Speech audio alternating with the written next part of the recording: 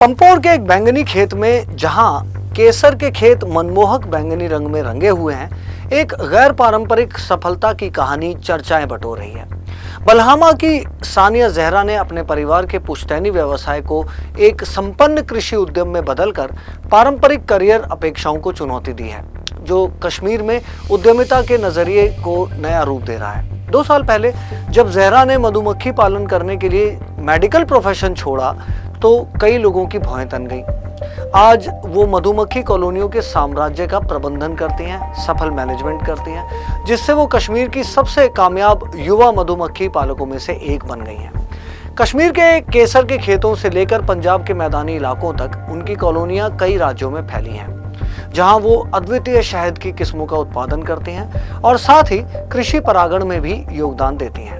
जहरा ने 2 साल पहले चिकित्सा क्षेत्र छोड़ने के अपने फैसले के बारे में बताया, मैंने मधुमक्खी पालन को महत्व दिया जो हमारा पारिवारिक व्यवसाय था, जबकि कई लोगों ने इसे एक प्रतिष्ठित चिकित्सा करियर से पीछे हटने के रूप में देखा होगा। मैंने मधुमक्खी पालन में अप्रयुक्त क्षमता देखी। मधुमक्खी पालन से हमारे परिवार के जुड़ाव ने मुझे इस बात की अंतर्दृष्टि दी कि कैसे इस पारंपरिक अभ्यास को एक आधुनिक टिकाऊ व्यवसाय के मॉडल में बदला जा सकता है। बदलाव अप्रत्याशित तो था, लेकिन इसकी योजना बहुत सावधानी से बनाई गई थी। सरकार की HADP योजना के जरिए जहरा ने अपने उद्यम के लिए शुरुआती समर्थन हासिल किया। कहते हैं कि हमने सिर्फ 35 कॉलोनियों से शुरुआत की, लेकिन मेरा सपना इससे कहीं ज्यादा बड़ा करने का था और आज हम अच्छी मात्रा में मधुमक्खी के बक्सों का प्रबंधन करते हैं, जिससे हम कश्मीर के सबसे बड़े संचालनों में से एक बन गए हैं। लेकिन जो चीज हमें सबसे अलग बनाती है वो है हर कॉलोनी की क्षमता को ज्यादातर करने का हमारा दृष्टिकोण। मधुमक्खी पालन के लिए जहरा का अभिनव दृष्टिकोण पारंपरिक शहद उत्पादन से कहीं आगे तक फैला है। वो कहती हैं कि मैं सिर्फ शहद उत्पादन पर ध्यान नहीं लगाती, मैं पराग हरा और रॉयल जेली भी बनाती हूँ। प्रत्येक मधुमक्खी उत्पाद का अपना अनूठा बाजार और अनुप्रयोग होता है। हमने उत्पादों में विविधताएं लाकर सिर्फ कई राजस्व धाराएं ही नहीं बनाई, हम ये भी सुनिश्चित कर रहे हैं कि हमारी कॉलोनियों में से कुछ भी बर्बाद ना हो, खराब ना जाए। इस नजरिए ने हमें संधारणीय प्रथाओं को बनाए रखते हुए एक मजबूत बाजार की मौजूदगी स्थापित करने में मदद की है। जहरा के संचालन का शायद सबसे आकर्षक पहलू इसकी प्रवासी प्रकृति है। वो अपने जटिल परिचालन कार्यक्रम के बारे में विस्तार से बताते हैं कि उनकी मधुमक्खियां लगातार यात्रा करती हैं, जो अलग अलग राज्यों में फूलों के मौसम का अनुसरण करते हैं। वो कश्मीर के केसर के खेतों से शुरुआत करते हैं, जहां हमारी मधुमक्खियां दोहरी भूमिका निभाती हैं। वे परागण में मदद करती हैं और साथ ही हमारे खास केसर युक्त शहद का उत्पादन करते हैं। वहां से हम सांगरी, बातिन और सोनमर्ग से गुजरते हैं, जहां हर जगह फूलों के अनूठे स्रोत और शहद की किस्में मिलती हैं। यात्रा कश्मीर में खत्म नहीं होती। हम पंजाब जाने से पहले राजस्थान के गंगानगर और इसके अलावा और कई जगह पर 2 महत्वपूर्ण महीने बिताते हैं। और ये खानाबदोश दृष्टिकोण सिर्फ शहद उत्पादन को अधिकतम करने के बारे में नहीं है, ये परागण सेवाओं के माध्यम से कई क्षेत्रों में कृषि उत्पादकता में योगदान देने के बारे में भी है।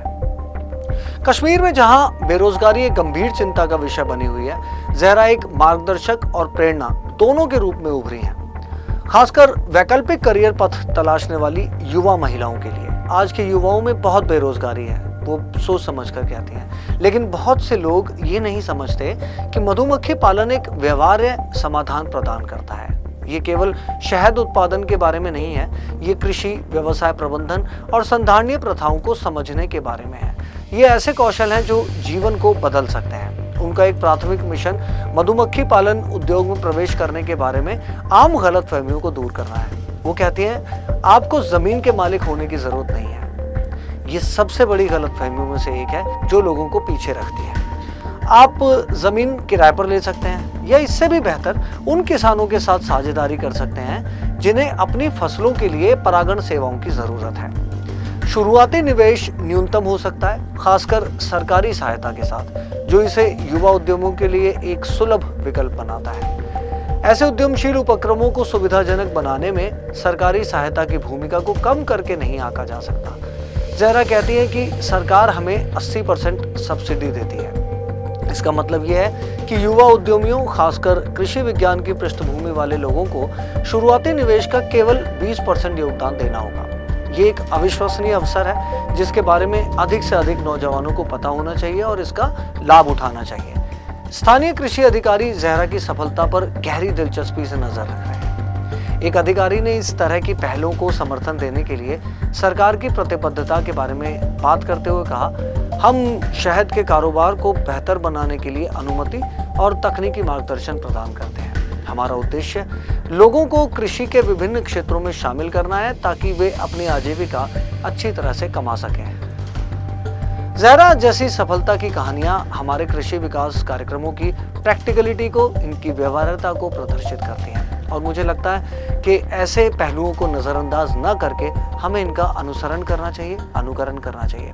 आप अनुकरण और अनुसरण हमारा भी करते रहिए। देखते रहिए इंस्टाफीड न्यूज़।